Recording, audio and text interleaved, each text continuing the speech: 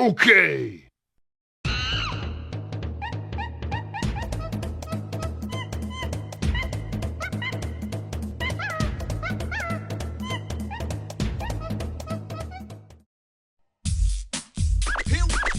Here we go. Performance for you. If you know the words, you can join in too. Put your hands together if you wanna clap. As we take you through this funky rap.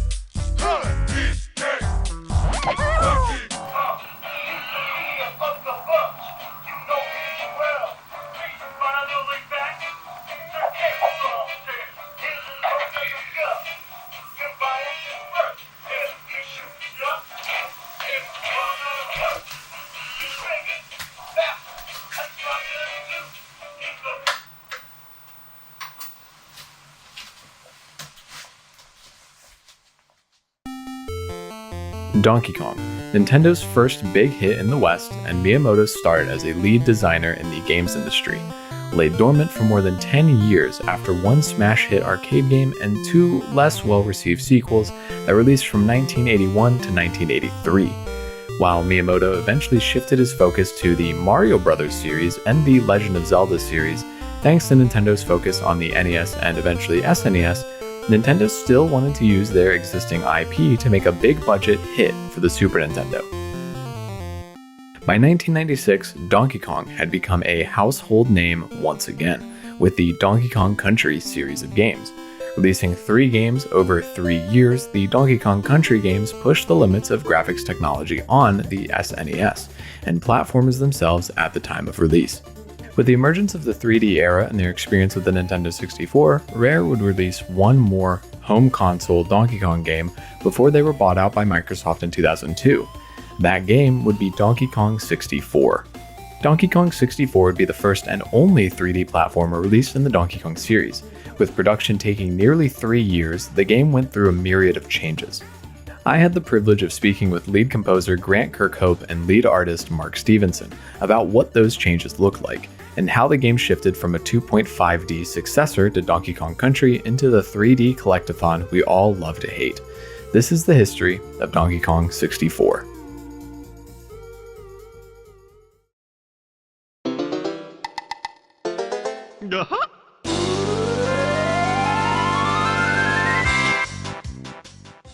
Rare opened its doors in 1985, birthed from the company Ultimate Play the Game. Founded by Tim and Chris Stamper, Ultimate Play the Game had risen to fame using the ZX Spectrum to develop games such as Jetpack, Nightlore, and Saberwolf. The company noticed that the ZX Spectrum was really only popular in the UK, and to establish itself in the larger video game market, they would need to look to other ways of play. They then imported a Famicom from Japan, a more specialized machine compared to the ZX Spectrum, which was a huge hit in Japan at the time, and Nintendo was gearing up to release the console in North America and Europe under the name Nintendo Entertainment System. The team imported the console and established Rare as a subdivision in 1985, with the main purpose to be to figure out how the Famicom worked. They ended up reverse engineering the machine to learn more about it and figure out how the games themselves ran.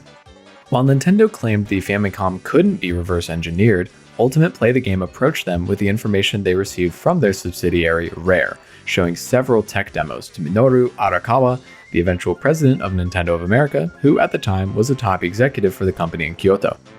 This impressive feat meant Nintendo needed to respond big, and they did, providing an unlimited budget to the team, allowing them to work on as many games as they wanted for the Famicom.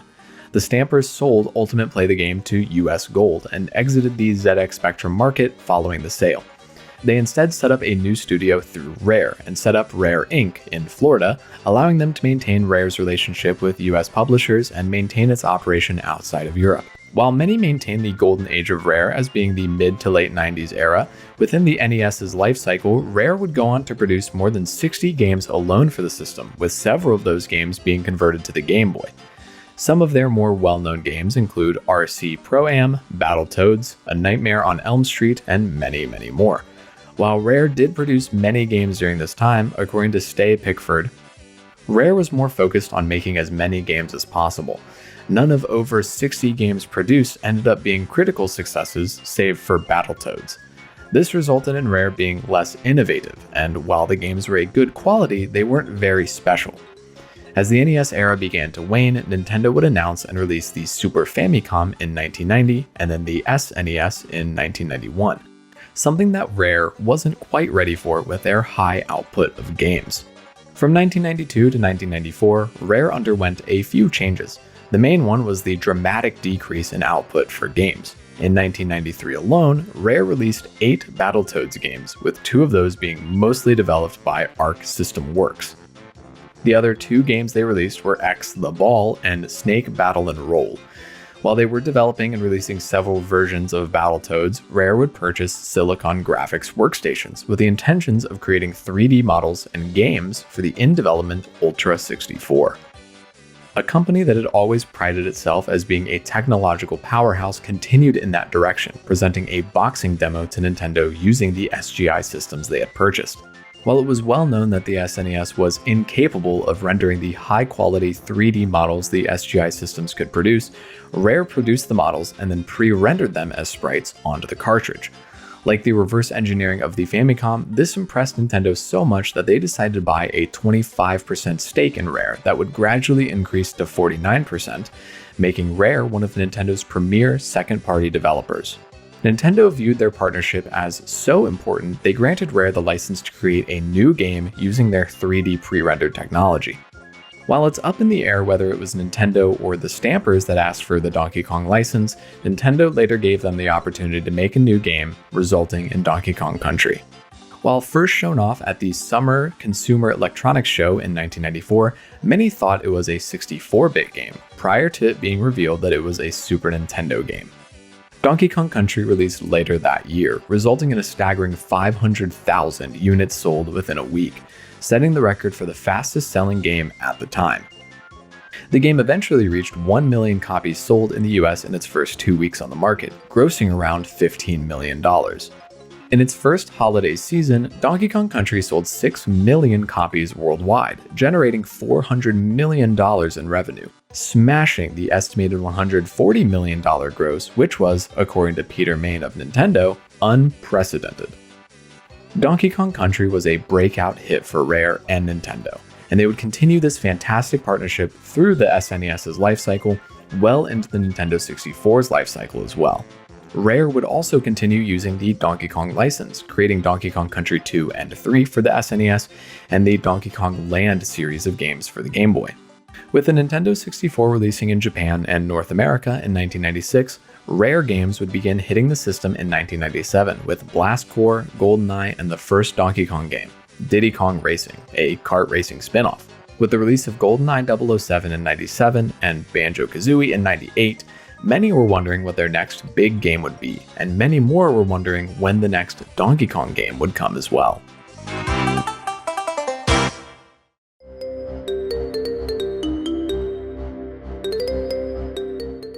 The year that Donkey Kong Country 3 would hit shelves for the Super Nintendo, the Nintendo 64 would also hit the market.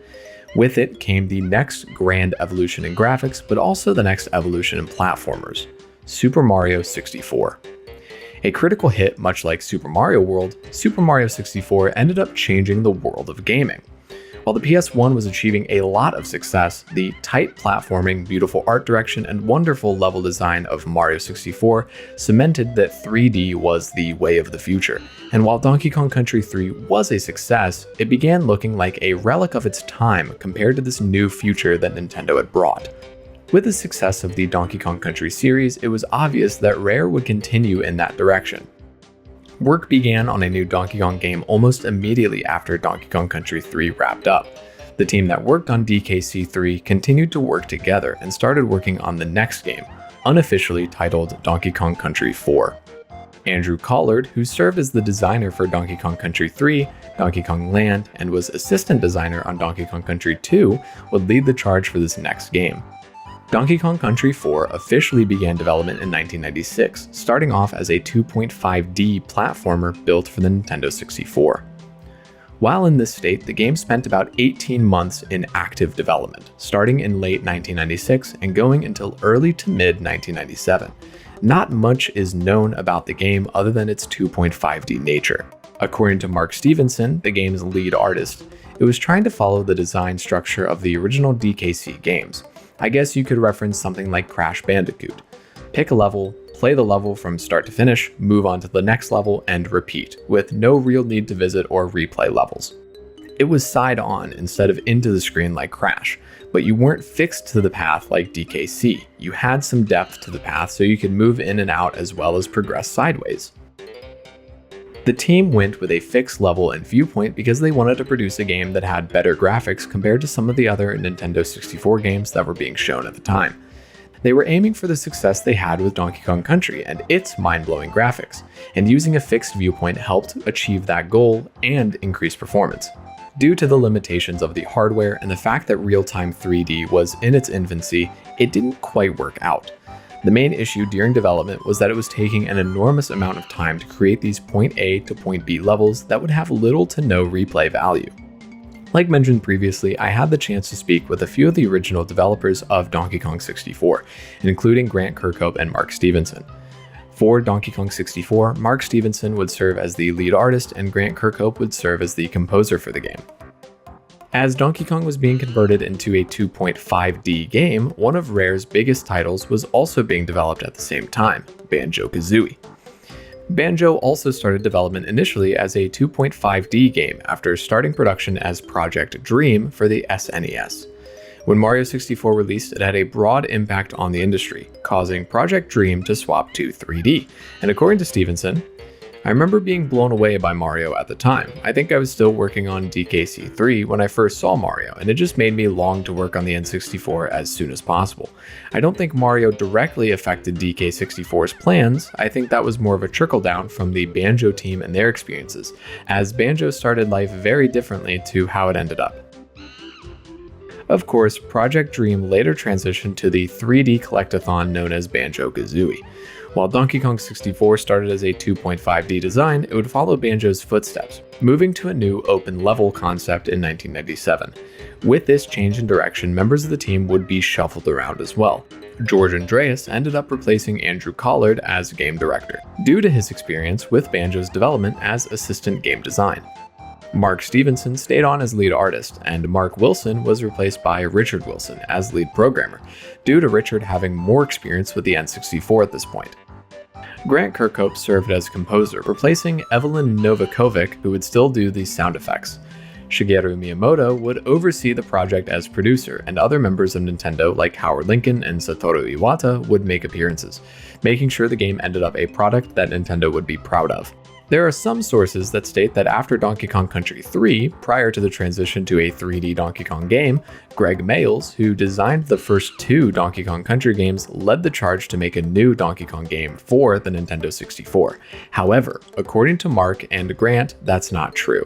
Mayles is listed in the support section of Donkey Kong 64's credits, and Andreas is within the development team, but according to some, like Retro Gamer magazine, Mayles is the one that spearheaded the game itself. According to Stevenson, Greg was never director on the game. He did help out towards the end of development and designed the final K. Rool boss fight in the boxing ring. And according to Grant, and then Greg was on Dream, and that went on for a while until it turned into Banjo. So Greg didn't have anything to do with DK64. So that's not correct. While it was heavily rumored to be in development for the Nintendo 64 disk drive, Grant and Mark confirmed that that was a rumor as well. I mean, so Banjo was, Dream was, and Banjo was, but I don't think DK64 was. I felt like that died a death. Of course, the Nintendo 64 itself was delayed from its original 1995 release, and the 64DD would also see numerous delays, with the add-on never being released outside of Japan. So it's possible that by the time the Donkey Kong Country 4 team started working on a 2.5D game, they decided they didn't need the advantages that the 64DD brought. An early design pitch for the game lists it as Donkey Kong World. Detailing exactly what the game is about, this document appears to have been once development was rebooted to a 3D title.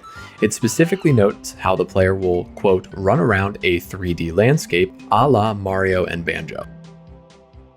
According to Stevenson, going 3D was a whole different ballgame because the technology at that point was in its infancy. which, comparing the pre-rendered detail of the Donkey Kong Country games to the fully rendered and textured 3D of Donkey Kong 64, becomes very evident. From an art perspective, you couldn't achieve anything visually comparable to the Donkey Kong Country games. It was an incredible challenge to produce 3D graphics, and building 3D models was really hard work. They only had a few hundred polygons, but it was tough using the tools we had to manipulate them. Mark was able to work with the NURBS while creating the models for the Country games, and often used procedural shaders, admitting, "You didn't have to care how expensive a model was." Things were very different for the Nintendo 64, as it was all real-time 3D, meaning Mark and the team had to work with polygons and different processes for texture mapping. Not to mention the limited texture sizes the N64 allowed, Mark recalled, "Plus, for the majority of the team, this is their first real-time 3D game. A lot of us were learning on the job." While basically starting from scratch with a new system that had to use polygons, the animation of Donkey Kong and his crew ended up being a bit easier. With 3D, the animations are just data used to drive the joints in the models, so are much less memory heavy. So this opened up the scope to do considerably more animation for character than was previously possible, even to the point where this was the first project I worked on where we employed people to purely animate. The core development team for Donkey Kong 64 consisted of 16 members: George Andreas, Simon Craddock, Evelyn Novakovic, Matthew Grover, Brendan Gunn, Robert Harrison, Steve Horsbaugh, Grant Kirkhope, Chris Peel, Neil Price, Mark Stevenson, Carl Tilley, Richard Vaugher, Andrew Wilson, Richard Wilson, and Chris Woods. Of these team members, I of course had the chance to speak with Mark Stevenson and Grant Kirkhope. Mark worked at Rare for about 20 years, working on all 3 Donkey Kong Country games, Cameo, Elements of Power, and was lead artist for Donkey Kong 64. Grant was a composer at Rare for about 13 years, working on Donkey Kong Land 2, Banjo-Kazooie and Tooie, GoldenEye 007, and was the main composer for Donkey Kong 64. According to director George Andreas, Donkey Kong 64 was hugely influenced by Banjo. Andreas recalls, "One of the first things Tim Stamper, Rare's co-founder, told me was, make sure there's a lot to collect." By the end of development, Donkey Kong 64 would have an eye-watering 3,821 collectibles in total. Looking back on his experience, Andreas noted that he probably should have reined himself in a little and made changes to the color-coded banana system, a design move that would frustrate many players. Some of the main things that Andreas would work on to differentiate the game from Banjo, other than having more collectibles, was its cast of characters. Andreas noted in a 2019 interview with Games Radar that, quote, "Having a cast of 5 characters which you could play and swap between gave it a slightly different edge, and it also created deeper level design, as playing with each of the characters' abilities allowed the designers to really stretch their legs. The expectation was that once you enter a new area, you'd traverse it with one character and see a different puzzle element. You'd think, oh, what would happen if Chunky Kong was here? And it allowed the player to predict what puzzles they'd have to face with different characters, and in theory, keep the game fresh." In all, Donkey Kong 64 would have the player take control of 5 Kongs: Donkey, Diddy, the 2 returners, and then Tiny, Chunky, and Lanky would make their debut. While Tim Stamper would push Andreas to make the game bigger than Banjo, other team members like Grant Kirkhope also wanted to differentiate the game as much as possible, having the mindset of, quote, "just try to make it not Banjo." Yeah, that. I always felt like a DK64 was slightly darker than Kazooie and Tooie. At least that's the way I tried to do it. And I tried to steer away from the that kind of Banjo quirky tritone thing for DK. So I definitely wanted to. I mean, it's hard. That's how it was in my mind. Whether or not it sounds like that, I don't know. But the way I thought about it, that's how I thought about it. Kirkhope, inspired of course by David Wise's country soundtracks, also drew inspiration from Danny Elfman. I just feel like I pulled it out of my own head. I did a lot of listening to Danny Elfman and stuff when I was doing Banjo-Kazooie. I loved Danny Elfman back in the day. I still do now, but I loved him. I just kind of discovered him back then. Even the first Batman soundtrack, I just thought that was amazing.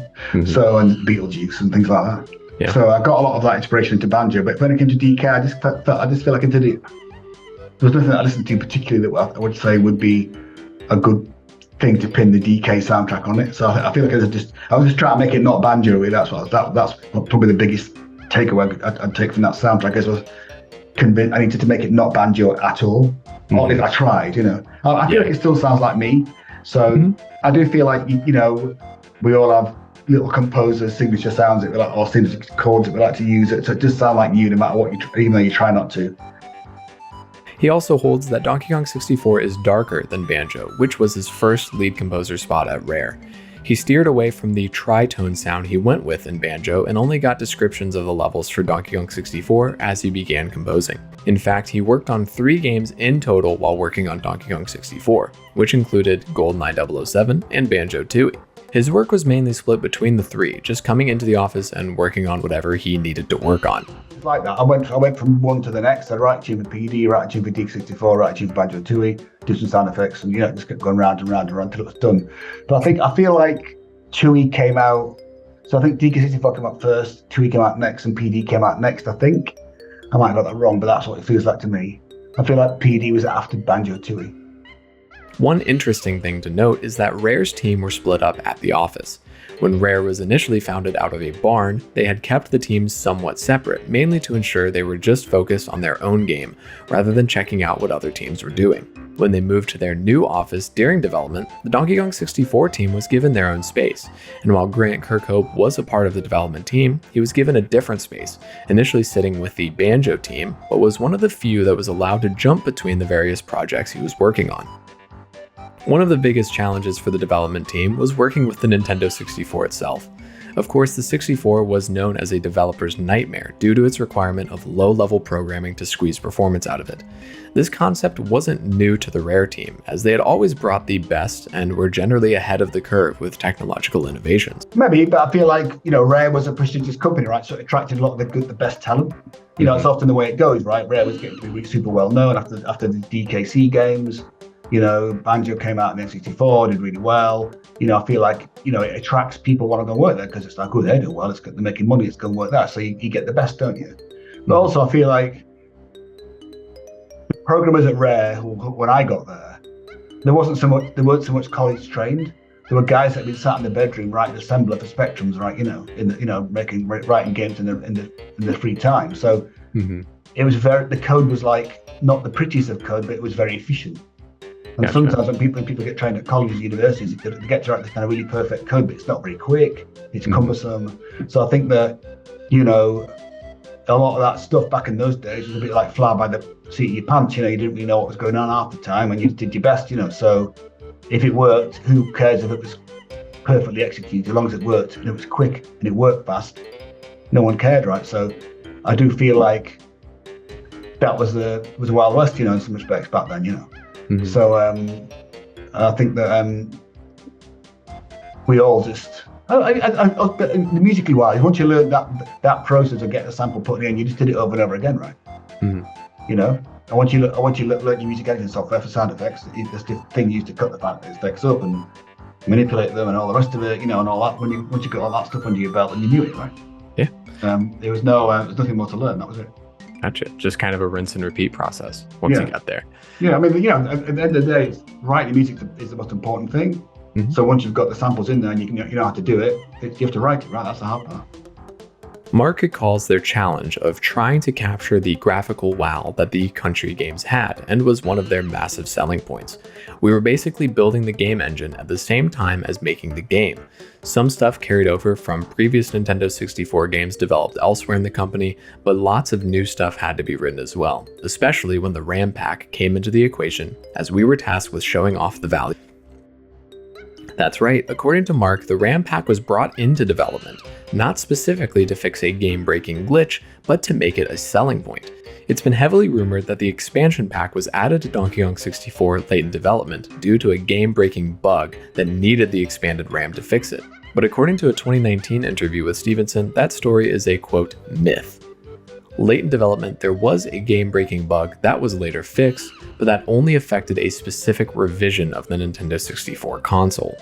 The expansion pack would end up being used to create the real-time lighting system, an effect that would allow the lights to draw the rays during its first pass, then just play it as an animation, instead of continuously updating. While working with the Nintendo 64 was difficult, compared to the Super Nintendo Entertainment System's assembler language, the Nintendo 64, due to having real-time 3D, was a lot more math-heavy, meaning the engineering team also had to learn new things when trying to build the game. While the game probably did use some code from the Banjo-Kazooie engine, it seems that most of it is its own engine entirely. Some of these engine differences are evident in Donkey Kong 64's use of different playable characters, larger boss battles, and cinematic set pieces. As development continued, Nintendo was always lurking in the background, ensuring everything went according to plan. The only big mishap that happened while creating Donkey Kong 64 is the coconut gun incident. The story goes that George Andreas was showing Mr. Miyamoto, Mr. Iwata, and Howard Lincoln a build of the game that included the infamous DK wrap. After booting into the game, Andreas swung on some vines, collected bananas, the whole appeal of Donkey Kong 64. As Andreas states, "They were beginning to really smile, and then I pressed the button to pull out the gun.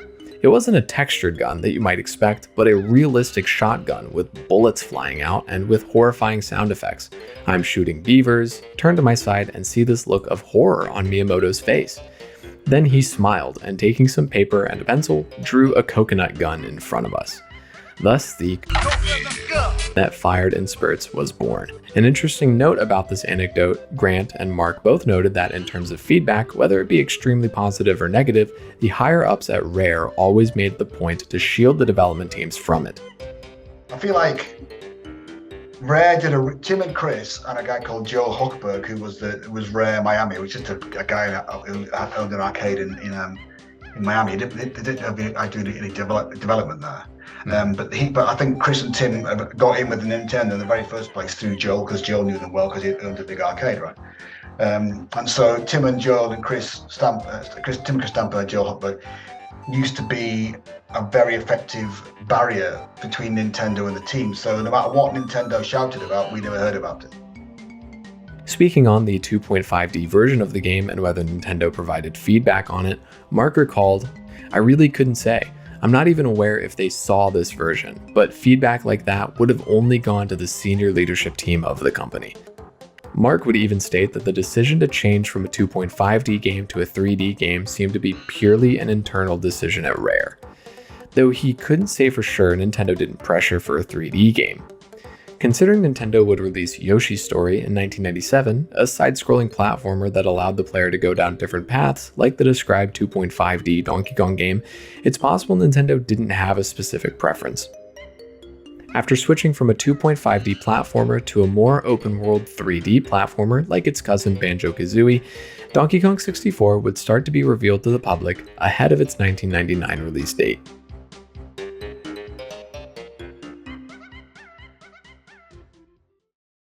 The King of Kongs is in the house with the next Jumping Jungle generation.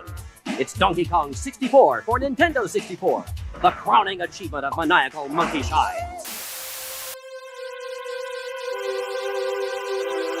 While the game wouldn't be officially unveiled until 1999, the earliest rumblings from the American games press came from IGN writing an article in July of 1997, claiming that Donkey Kong was headed to the Nintendo 64 disk drive. There was no official confirmation from Nintendo on this, and IGN speculated it would release sometime during the holiday season of 1998. Later on, in Nintendo Power number 1, Dan Osen would also echo some of IGN's comments, informing readers that Ultra Donkey Kong was starting to appear in Japanese games lists, but would also state later in the Q&A that he couldn't say for sure that a 64-bit version of Donkey Kong was in the works. Then, come January 1999, in Nintendo Power number 116, for Power subscribers only, a brand new look into Donkey Kong 64 was shown off, with a screenshot of Diddy Kong in a minecart fighting a Kremlin. According to the preview, the game, to be published by Nintendo, will feature Diddy and Donkey, spectacular lighting, 3D polygonal environments, a wide variety of levels full of Kremlings, and all the creative, quirky, and humorous touches that have earned Rare such acclaim. While no release date was provided, the screenshot included in the magazine would show up on Rare's website on April 28th, with a few other screenshots being released, including one with Chunky Kong and Donkey Kong himself in Jungle Japes. By May of 1999, E3 had begun, and with it came huge announcements, such as Nintendo developing their next home console, titled Dolphin. Along with that, Nintendo would unveil a full look at Donkey Kong 64. While press release footage would be sent out, on the show floor itself, Nintendo had a demo available of the game. In this footage, we can see the oddly terrifying Donkey Kong 64 statue with Donkey Kong and what looks like Tiny Kong, Diddy riding a minecart, and then the armadillo boss battle with Donkey Kong, showing off some of the fancy lighting Rare had been cooking up. On the show floor, players had a lot of different choices on what they could play, some of which included Jungle Japes, simply named Jungle, Minecart 1 and Minecart 2, which were early builds of the minecart levels in Jungle Japes and Fungi Forest, Temper Temple, which was Diddy Kong's section in the Angry Aztec level, Boss 1 and Boss 2 being Armadillo and Dogadon 2 respectively, and many more. One interesting thing to note is that within this E3 version of the game, Donkey Kong and his pals still had the realistically modeled guns, meaning the swap to coconut guns must have come later in development. Donkey Kong 64 would win Best Platformer via the Critics' Choice Awards, and many were expecting the game to be a huge seller.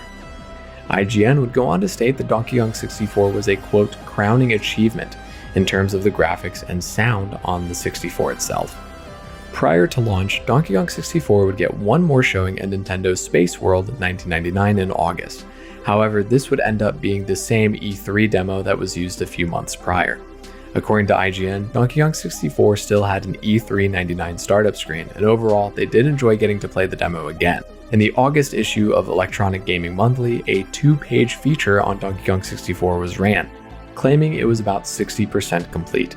They mentioned a multiplayer race mode with boats and slot cars. Both would not make it into the final game. To further promote the game, kiosk demos of Donkey Kong 64 began appearing in Toys R Us across stores in the United States, allowing players to take a peek and play a version of the game made after E3. Nintendo Power would also send out a VHS to subscribers of the magazine featuring gameplay footage of Donkey Kong 64 and another upcoming Rare game, Jet Force Gemini. As marketing continued for the game, Miyamoto himself would confirm that by mid-October the game had gone gold and was indeed ready for release. Nintendo would continue pushing the game as its premier holiday season release, with Nintendo spending an estimated $22 million on its marketing. Nintendo would promote the game in theaters, offering a 60-second ad for moviegoers, billboards, and of course the classic print and radio ads. They would even promote and release a new version of the Nintendo 64 that would be titled Jungle Green and would come bundled with the game. They would also go on tour with The Beast is Back promotion in North America, which included a tour bus traveling across the country filled with Nintendo games for consumers to play. As the holiday season came, Nintendo would project sales of 2.5 million copies of Donkey Kong 64 within 1 year, and grew so confident that they would eventually push that number up to 4 million copies, a 1.5 million increase over their previous blockbuster game, The Legend of Zelda: Ocarina of Time. Nintendo would even move the release date of Mario Party 2, Perfect Dark, and Pokemon Stadium into the next year to avoid competition with themselves. With the marketing campaigns ramping up, the release of Donkey Kong 64 would come, and it was finally time to see if the world would truly go bananas for the ape's latest adventure.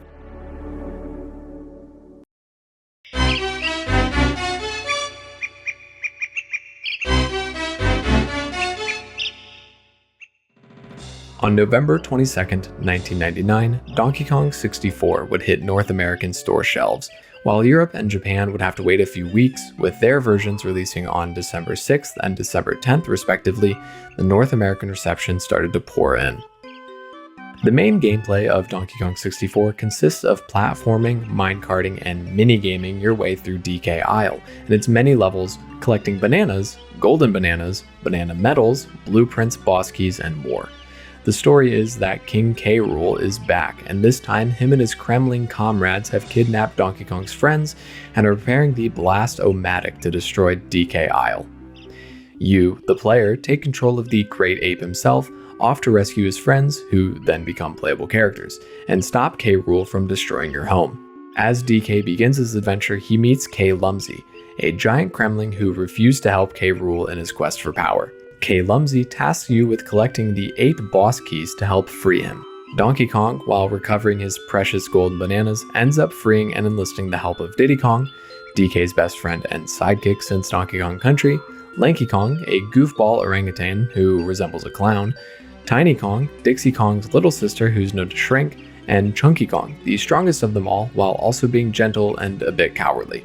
Each Kong gets their own abilities throughout the game, including guns that shoot fruits or feathers, instruments to play, and more specific character ones like picking up a boulder, flying around on a jetpack, becoming tiny, and inflating like a balloon. The player uses the tag barrels littered throughout the world to switch Kongs to whichever you fancy at the moment. Most of the tag barrels also have spots on the ground that let you teleport to certain parts of the level. The levels themselves are accessed via DK Isle, and players must use a boss key and have a certain number of golden bananas to access the next level. To complete the level, players must then meet up with Trough and Scoff, and will need to feed Scoff with a certain number of bananas to open the boss level door. Each boss focuses on each Kong's unique ability and must be defeated by each specific Kong. The Kongs can also enlist the help of Rambi and Engard, familiar faces from Donkey Kong Country, but only in specific levels. The game consists of 8 main levels: Jungle Japes, Angry Aztec, Frantic Factory, Gloomy Galleon, Fungi Forest, Crystal Caves, Creepy Castle, and Hideout Helm. The primary collectibles throughout the game are golden bananas, the main collectible, basically stars or jiggies, bananas, which are color-coded per Kong and are used to feed Scoff, banana bunch coins, which allow the Kongs to purchase services such as weapons, upgrades, and instruments, 5 banana coins, a rare version of the banana bunch coin that rewards 5 coins per Kong, banana medals, which are given by collecting 75 bananas of each Kong's color, boss keys, which are rewarded after defeating the boss, blueprints, which delays the Blast-O-Matic from firing in the final level, battle crowns, which are given after completing battle arena pads, and players must collect 4 of them to initiate the final boss, and finally the 2 coins, the Rareware coin and the Nintendo coin. Each coin is obtained by playing a classic game from each company's history. For the Rareware coin, players must earn 5,000 points playing Jetpack in Cranky's Lab, and for the Nintendo coin, players must beat the original Donkey Kong arcade game twice. Both of these coins are also required to obtain the final boss key and defeat K. Rool. In total, this leaves players with the ability to collect 3,821 items if they feel compelled to. However, the minimum requirements are 1,680 bananas, 100 golden bananas, 8 boss keys, at least 1 blueprint, 15 banana medals, 4 battle crowns, the Nintendo coin, and the Rareware coin. Outside of the single-player mode, the game also features multiplayer, with players able to duke it out in Monkey Smash, an open arena deathmatch, or Battle Arena, a smaller platform mode where players must knock each other off. In Monkey Smash, you have such games as Survival, Coin Hoard, Wins, Time, Capture, and Capture Pad. And with Battle Arena, you have Wins, Coin Hoard, Survival, Capture, and Time. With the single-player mode alone, tasking players to collect over 1,500 items just to even attempt the final boss, it's understandable why reviewers and players looking back on Donkey Kong 64 would say it may have been too big for its own britches.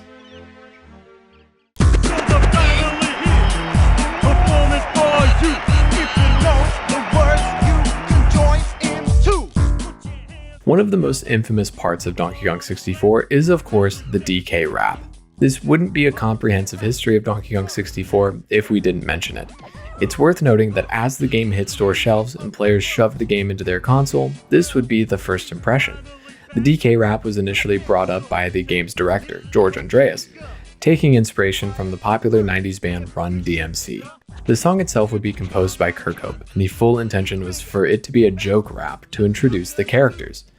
The lyrics were performed and written by Andreas himself, with Chris Sutherland helping out as well. The chorus, comprised of other members at Rare, including Greg and Steve Males, Ed Bryan, and Chris Peel. The background tune for each Kong features the instruments that the characters possess: a trombone for Lanky, a guitar for Diddy, a triangle for Chunky, bongos for DK, and a saxophone for Tiny. When the DK rap made its debut, the joke part of the song was lost on many reviewers, players, and parents. Most people didn't like the rap when it first came out, and the song was never localized or subtitled for the Japanese release. Shigesato Itoi, designer on the Mother series, ended up providing a translation for Japanese players on his personal website when the game released. While the DK rap was not received well when it first released, Kirkhope noted in our interview that, of course, kids that grew up with the song found it funny and endearing. The younger kids saw it for what it was, but the older kids, you get your teenagers like, well, I like rap music for real, and this isn't. It's not like the Beastie Boys to me, it doesn't sound like that, and I totally agree, it doesn't, so that's I guess in that generation it didn't fall so well, but in the younger generations everyone thought it was hilarious. So. Yeah. As a child, my brother and I, including our friends, would sing along fondly whenever it came up in-game or in the wonderful Smash Bros. Melee composition. As DK64 aged, the DK rap would become a significant part of internet meme culture, being remixed, referenced, and growing in popularity since Donkey Kong 64's 1999 release. The song would even make an appearance in Illumination's The Super Mario Bros. Movie.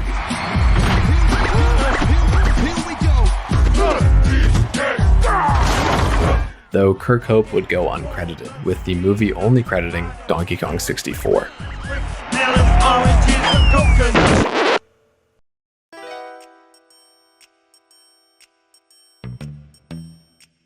Holding a 90 on Metacritic, Donkey Kong 64 released with near universal acclaim from reviewers at the time, and won awards from Nintendo Power, including Game of the Year, added as an editor's choice by GamePro, and was nominated for Game of the Year and Console Game of the Year by AIAS Interactive Achievement Awards, now known as DICE. The game was praised for how large and ambitious it was and how the overall gameplay felt, but unfortunately reviewers couldn't shake the feeling that it was a bit too much like Banjo-Kazooie. In fact, for reviewers of the game, it became very commonplace to compare the two, and to be fair, it's understandable.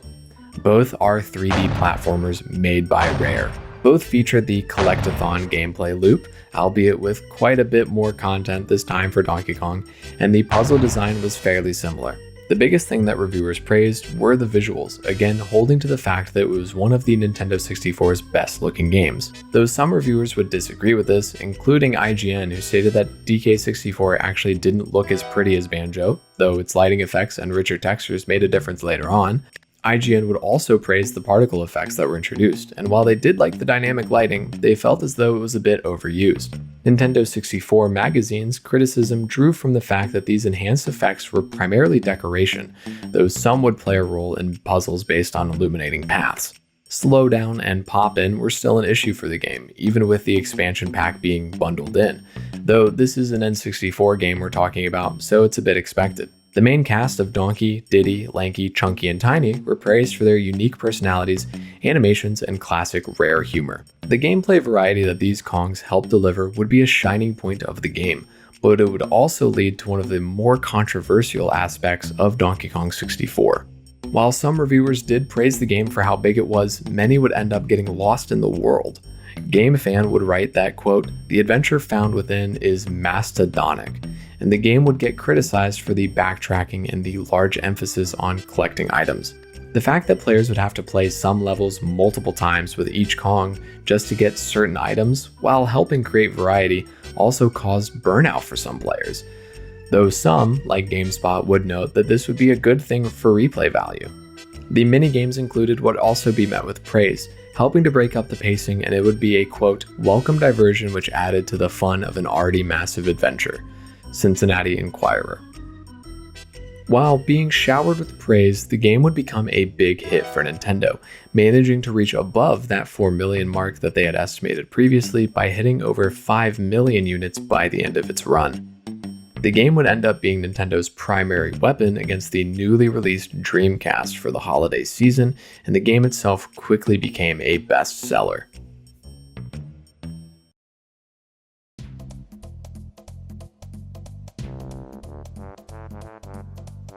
In the time after Donkey Kong 64 release, Rare would make a few more games for the Nintendo 64, such as Perfect Dark, Conker's Bad Fur Day, and Banjo-Tooie, and they would even release Star Fox Adventures for the GameCube.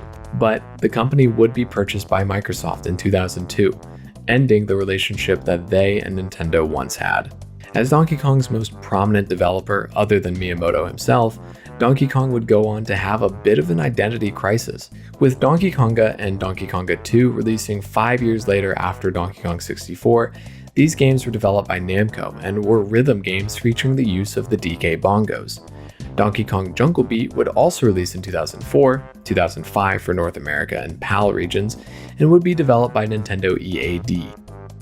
Also featuring the DK bongos, Jungle Beat was more in line with the country games, considering it was a 2D platformer.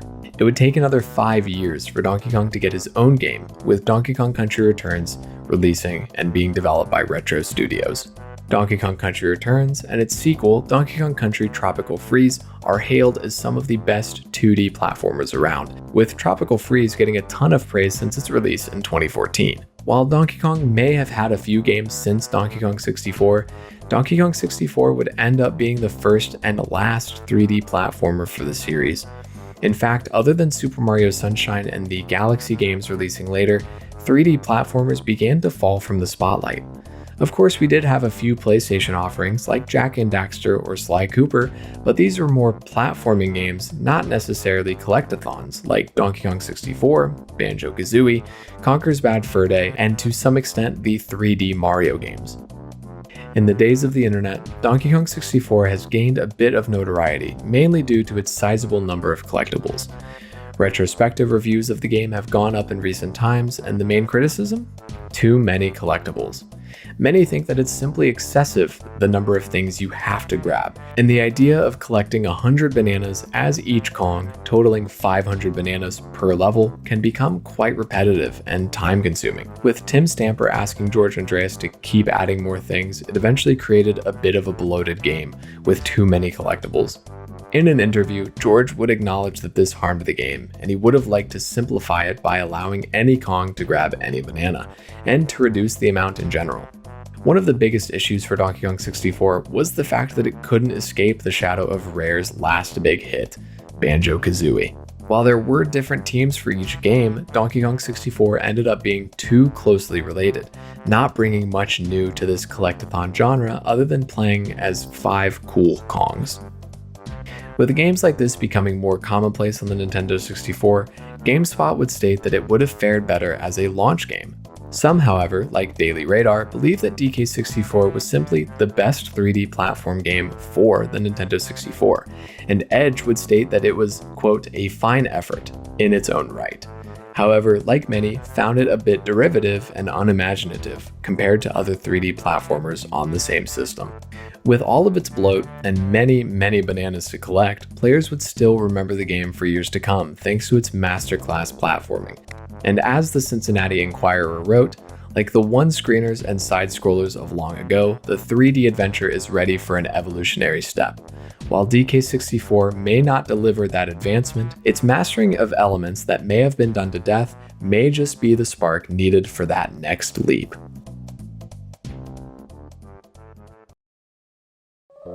While we don't quite know what a 2D Nintendo 64 Donkey Kong game would have looked like, it's hard to imagine a world where the King of Swing didn't make the leap into 3D. With how Donkey Kong 64 turned out in terms of its repetitiveness and backtracking, we'll never know for sure if a 2D game would have done much better.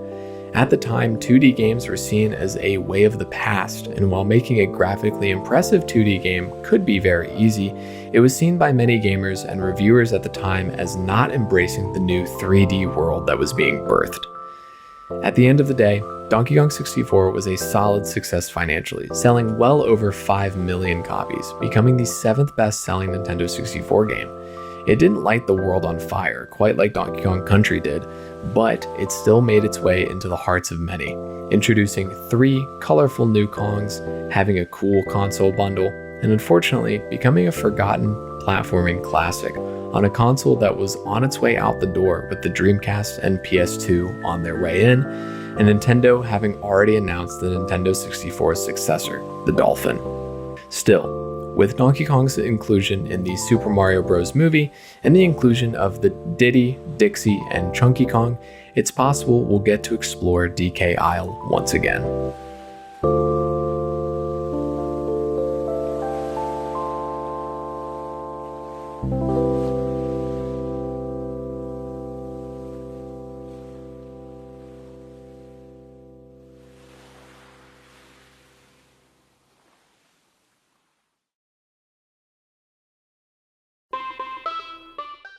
Hi everyone, this is VideoGameDocs.